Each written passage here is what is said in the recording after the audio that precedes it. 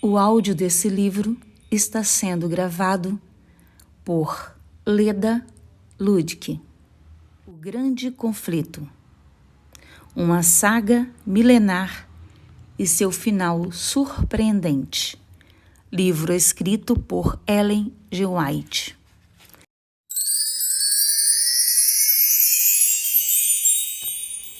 Que bom que você está aqui. E já vou pedindo que deixe seu like e compartilhe esse vídeo, para que juntos possamos falar do amor de Deus para outras pessoas. Meu muito obrigado. Vamos juntos iniciar a leitura de um novo capítulo? Hoje, o capítulo é o 31, sob o tema O Sobrenatural. Esse sobrenatural, nós estaremos falando de maus espíritos. Anjos de Deus e espíritos maus estão plenamente revelados nas Escrituras e misturados à história humana. Muitos acham que os santos anjos enviados para servir aqueles que hão de herdar a salvação, na verdade, são espíritos dos mortos. Mas as Escrituras apresentam provas de que eles não são espíritos desencarnados dos mortos. Antes de serem criados os seres humanos, os anjos já existiam, pois quando os fundamentos da terra foram postos, as estrelas matutinas juntas cantavam e todos os anjos se regozijavam. Livro de Jó, 38, verso 7.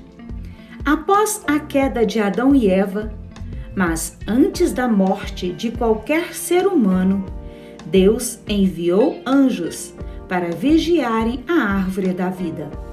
Os anjos são superiores aos seres humanos, pois o homem foi feito pouco menor do que os anjos. Livro de Salmos 8, verso 5.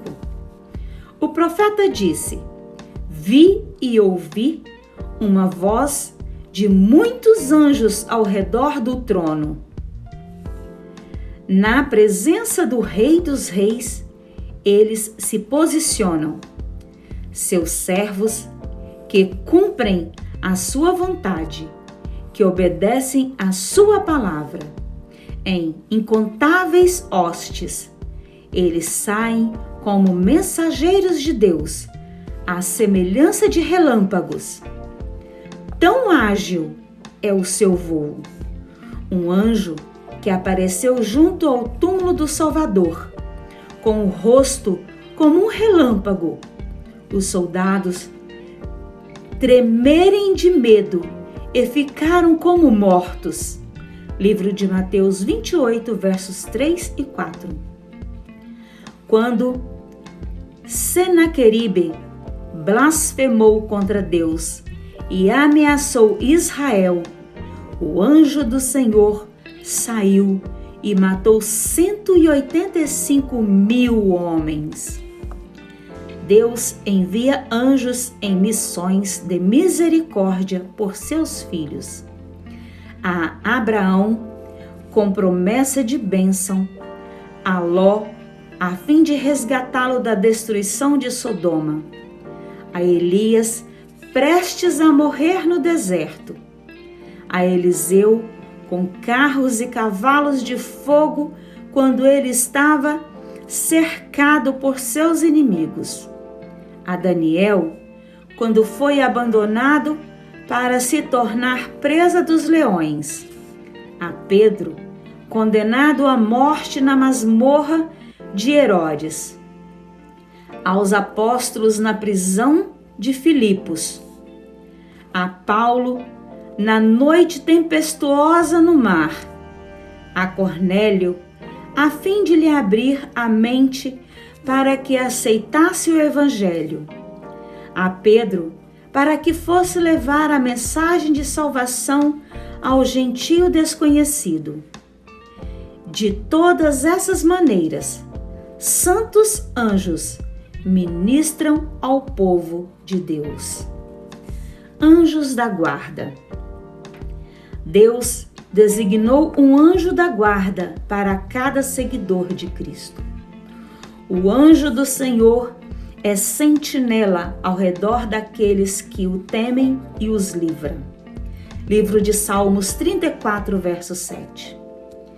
Ao falar sobre aqueles que creem nele, Jesus disse: os anjos deles nos céus estão sempre vendo a face de meu Pai Celeste. O povo de Deus é exposto ao ódio incansável do príncipe das trevas, mas Deus lhes garante que os anjos nunca deixarão de guardar seus filhos. O Senhor lhes dá essa certeza, porque precisarão enfrentar agentes poderosos do mal, seres numerosos, determinados e infatigáveis. Anjos maus. Originalmente, os espíritos maus foram criados sem pecado. Eram iguais em natureza, poder e glória aos seres santos que hoje são os mensageiros de Deus. Agora são decaídos por causa do pecado e se uniram não somente pela desonra ao Senhor, mas para destruir a humanidade. Unidos a Satanás em rebelião, cooperam com ele na guerra contra a autoridade divina.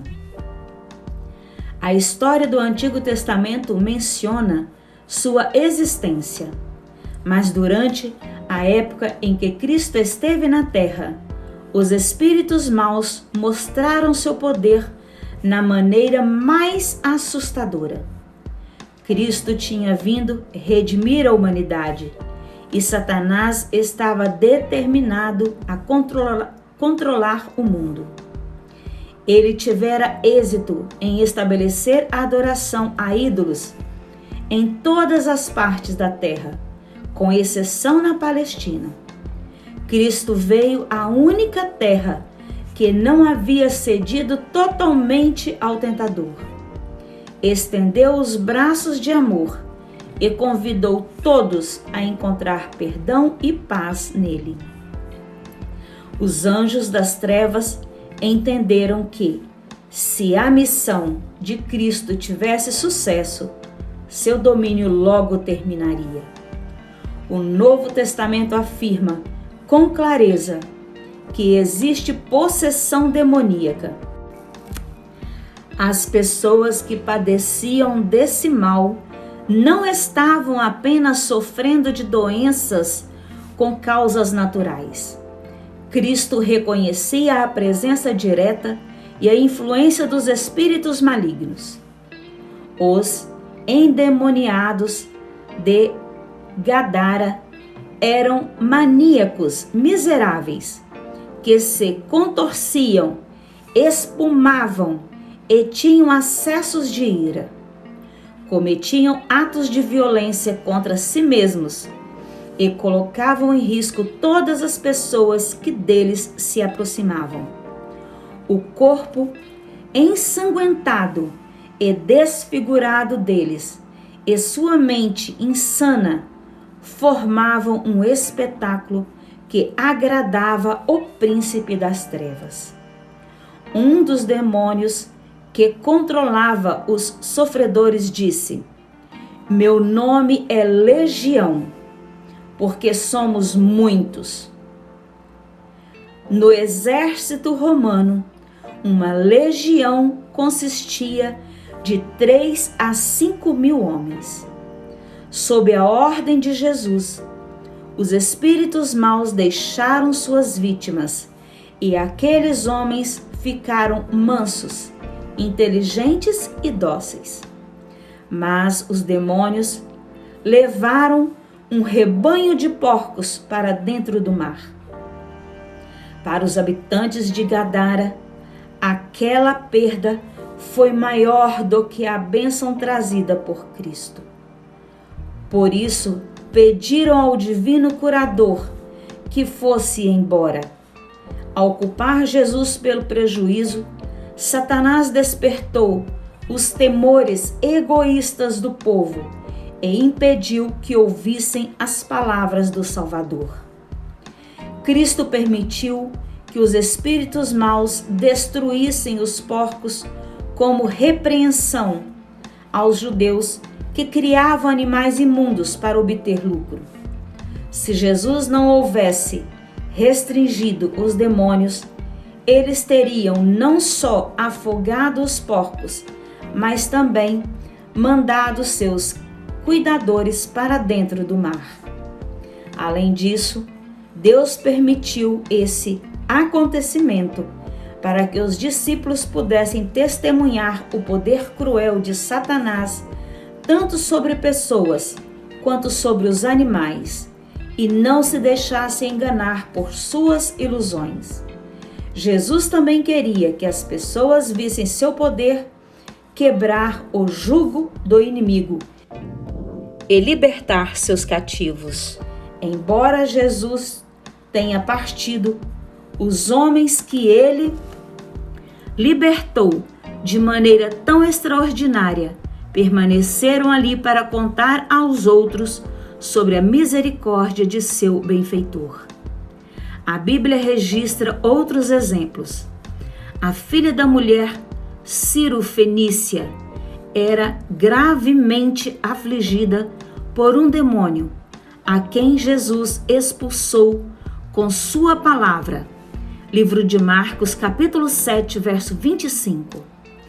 Um jovem possuído por um espírito que o tinha lançado no fogo e na água para matá-lo. Livro de Marcos 9, verso 17 a 27. O maníaco, atormentado pelo espírito de um demônio imundo que perturbou a tranquilidade do sábado em Cafarnaum. Livro de Lucas 4, verso 33. A todos esses, o Salvador curou. Em quase todas as situações, Cristo se dirigiu ao demônio como um ser inteligente, ordenando que nunca mais atormentasse sua vítima. Os adoradores em Cafarnaum ficaram admirados e diziam uns aos outros: que palavra é esta? Até aos espíritos imundos ele dá ordens com autoridade e poder e eles saem?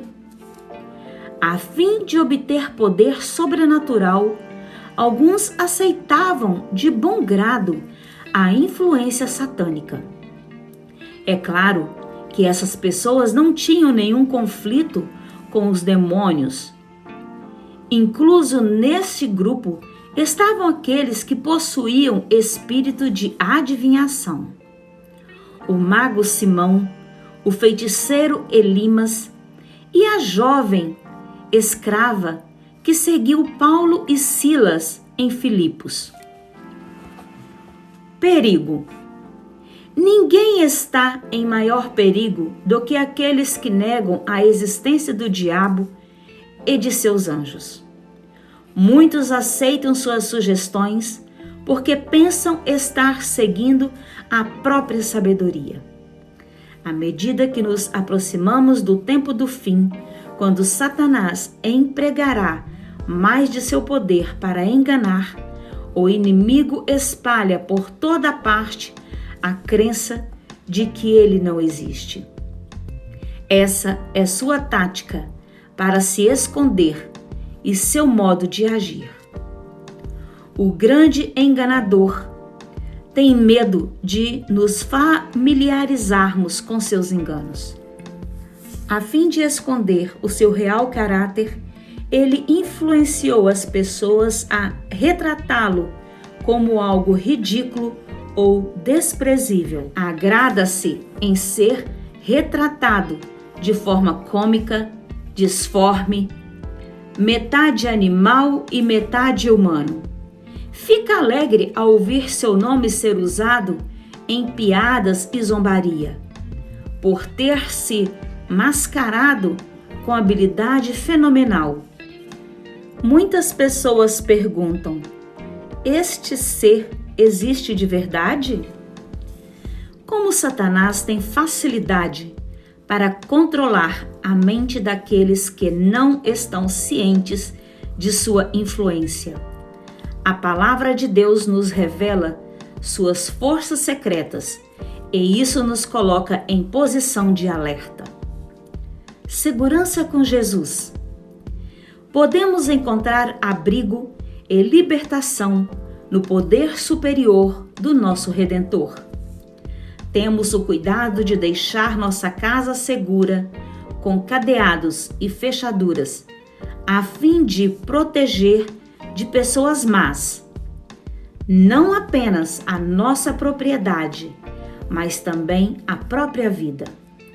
No entanto, é raro pensar nos anjos maus e na realidade de que, apenas com nossa força, não temos defesa contra seus ataques. Se tiverem permissão, eles podem confundir nossa mente, atormentar nosso corpo e destruir nossos bens e nossa vida. Aqueles, porém, que seguem a Cristo estão seguros sob seu cuidado vigilante. Anjos com força superior são enviados para protegê-los. Os maus não podem romper a guarda que Deus posicionou em torno de seu povo. E assim concluímos a leitura de mais um capítulo. Como é bom sabermos que, apesar desses maus espíritos que existem, desses anjos maus que existem ao nosso redor, apesar de não vermos, mas sabemos que Deus, o Todo-Poderoso, coloca anjos bons ao nosso redor também. Que cada um de nós tem um anjo da guarda, forte, poderoso, para guardar-nos e nos proteger contra qualquer mal. Que Deus nos guarde e proteja e até o nosso próximo vídeo. Deixo aqui a playlist para você ter acesso diretamente a todos os vídeos gravados deste livro Grande Conflito. É só clicar em cima da imagem e você será conduzido à playlist, onde você poderá escolher o vídeo que você ainda não assistiu.